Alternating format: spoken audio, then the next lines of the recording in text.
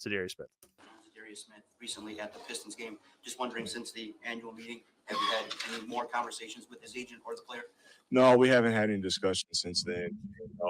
I think it kind of left it as, that, his agent would kind of let us know if something was, going on, or, if anything had changed or if we had any updates. So, but no, we haven't had any discussions since annual meetings.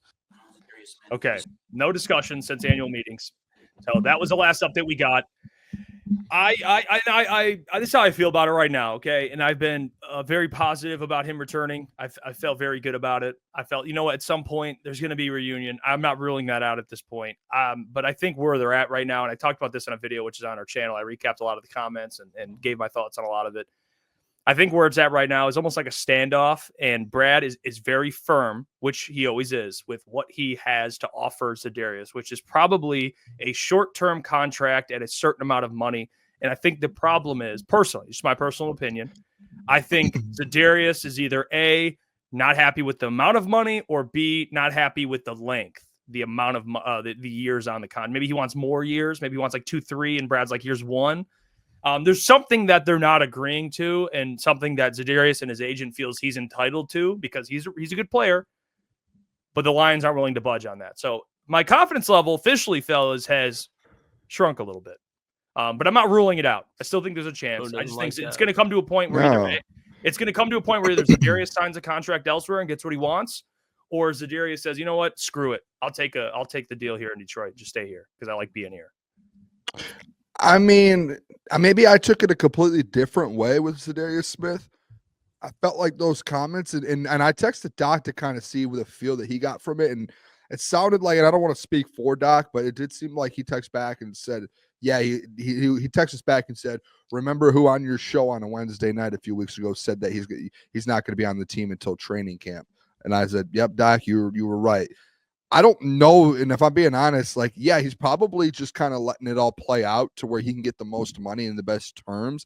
I don't think he hasn't signed a deal with the Lions because of just strictly that. I think it's just more so like, I'm just going to hold out a little bit. Maybe the money goes up. I don't think it's the Lions being like, we're not going to do it.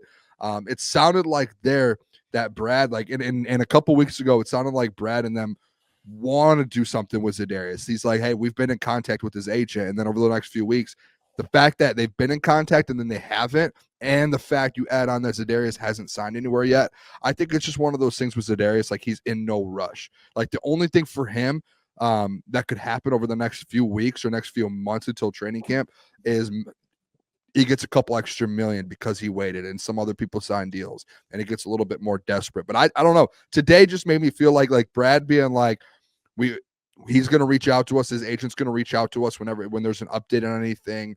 If they have any updates, if there's any conversation with a different team, it sounded like they're going to let us know. And when they say something like that, that makes me think Brad is interested and Brad will match, because Brad literally just said, if there's any updates outside of us, they're going to let us know. That's essentially what I took out of it. So I think it's a positive. I honestly, how calm Brad was about it, I think Brad was just more so like, it feels like that's going to get a done deal, and Za'Darius is going to return to the Detroit Lions. That's what it felt like to me, just based off of those comments. Now, Jeff, if you took it the opposite way, I can see it. But it just, I don't think that he's in a rush. I really don't. And I think he wants to be back in Detroit, and Brad wants him. I feel like it's a mutual thing.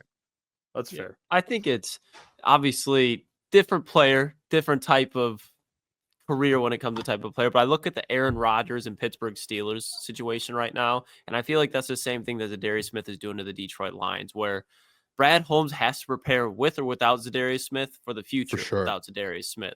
So if you're Za'Darius Smith and you know that pretty much any NFL team will have interest in you because you are Za'Darius Smith, that's different from Aaron Rodgers. But as far as they want to see what this team does in the draft, because they've been around the NFL for a long time, they know what the NFL is about, and they're going to be on their last contract most likely. So they want to go to a favorable situation where they're still going to be getting paid, because Za'Darius Smith isn't the Za'Darius Smith of 2020, but he's still a solid player. So if he can get paid a little bit, he'll probably appreciate that. So I think they're both, like, Aaron Rodgers wants to sign with the Steelers. Za'Darius Smith probably wants to sign with the Detroit Lions, but he wants to see what the Lions do in the draft, because they brought back Marcus Davenport, And if I'm Za'Darius Smith, I probably really didn't expect to see that coming, because if you re-sign Marcus Davenport, he was your starter last year. I wasn't in here when Marcus Davenport was healthy, so that could be a potential, like, okay, who's going to get the starter spot? He might Yeah. just want to walk in somewhere day one and start, but that I think both players, Aaron Rodgers and Za'Darius Smith, I know we're talking to Darius, but they want to see how these teams execute the draft so they know how they would fit in coming back.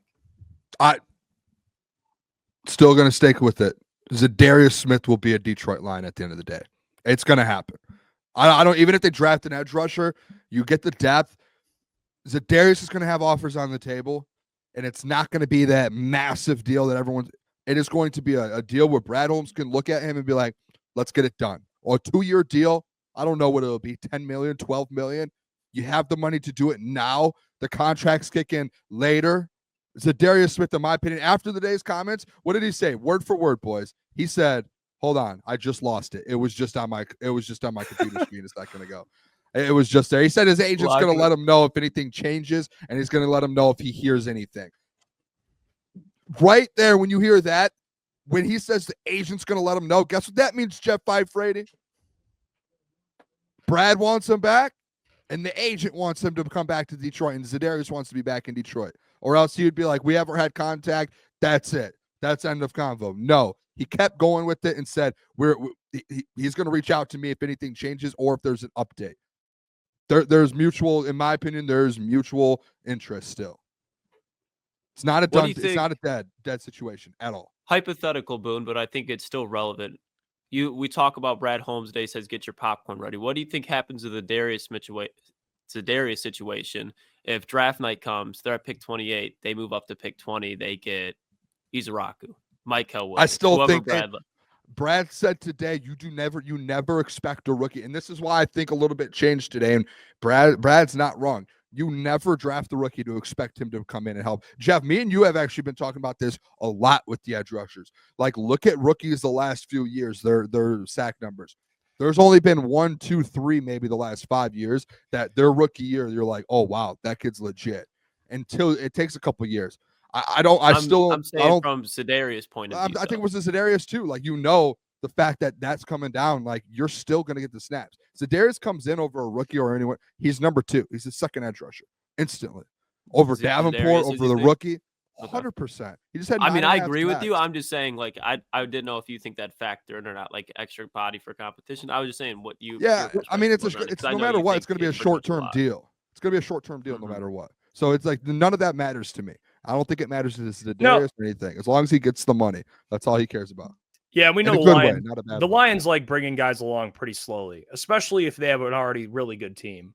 Now, I'm not trying to undermine what a rookie could do because, again, I brought up yesterday that Cooper DeJean had a pick 6 in the Super Bowl. So, of course, a rookie can make plays. But I think the Lions, typically how they do things, unless they stink, which they were a couple years ago and everyone was playing, they're in a different spot now where you don't need guys to play as much. So if they draft a rookie, without Za'Darius, you'll probably lean on him more. But if you have Za'Darius, you might not need to bring in this guy. He'll play, but you'll have a little more, you'll have some cushion there. You'll have Za'Darius playing. You'll have a rookie playing. You'll have Davenport in case, you know what I mean? And maybe there's injuries. You have some depth. It's just better, in my opinion, you bring them in. And they still have other guys like Mekhi Wingo last year. He's still going to come back here. So, how many rookies the last 15 years have came in their rookie year outside? Let's say rookies that got drafted outside the top 10 came into an organization and had 9+ sacks in their rookie year. That got drafted outside the top 10. Well, the funny part of it is I think I can think of like 9, but just below 9. The last 3 would literally that I can think of off the top of my head would be part of the Rams. Okay, let's say in the 20s, drafted in the 20s. All right, I got Jared Verse. Yes. Okay. No, but he was before the 20s. He only had like 4.5. Yeah, but they had Fisk, Kobe Turner, Byron Young, but those guys weren't. I don't know. I think Braden might have had 8.5. But like that, but it's not too many. It's not too production. Za'Darius Smith 9 sacks production. Not too many. You're probably not finding anyone besides maybe Abdul Carter or like your Aiden Hutchinson as this number 2 overall pick that's going to do that for you. So if you have a chance to bring him back, whether you draft the rookie edge in the first or not, I think you still pull the trigger. You do. Yeah, think about this year last year coming out of the draft, like how Latu was, and Latu, like he came on late in the season. Like Latu looks like he's going to be a good player, but how elite of a pass rusher he was supposed to be. And this season Yeah. he got, let me look real quick. He only got 4.5, 3.5. one Or of even them what's was his name in the Minnesota, Detroit Lions. Dallas Turner. Oh yeah, Dallas Turner. he He was barely supposed to be even one saw of the the best. field. He has to fight his way because they got Greenard and Van Ginkel over there. I mean, he's going to see the field more, but he's not going to be like handed, hey, you're the face of this defense now. That's why I think today what Brad said, like, and we don't have the comment for the show, we didn't clip it, but when he made the comment being like, guys, like, we don't draft for ceiling, we don't draft for floor. We draft the best player that we think is there that can help this team out.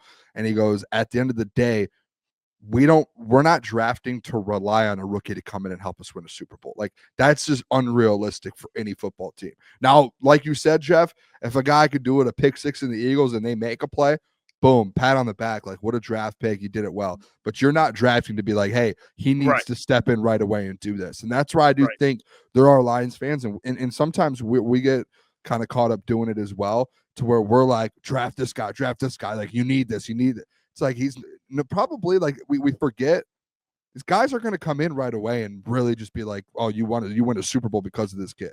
Like, that's unrealistic to like have that that mindset. That's why I think so many people were pushing for like the Trey Hendricksons and those bigger names, because they did know that. And it's just it's kind of a fact. And Brad kind of reminded the people about it today. Hey, what's going on there? It's Jeff Iafrate. Appreciate you for finishing the video. You can check out one of the videos here suggested, or show support by commenting, liking, and subscribing. And buy your merchandise, FisherCTSports.com.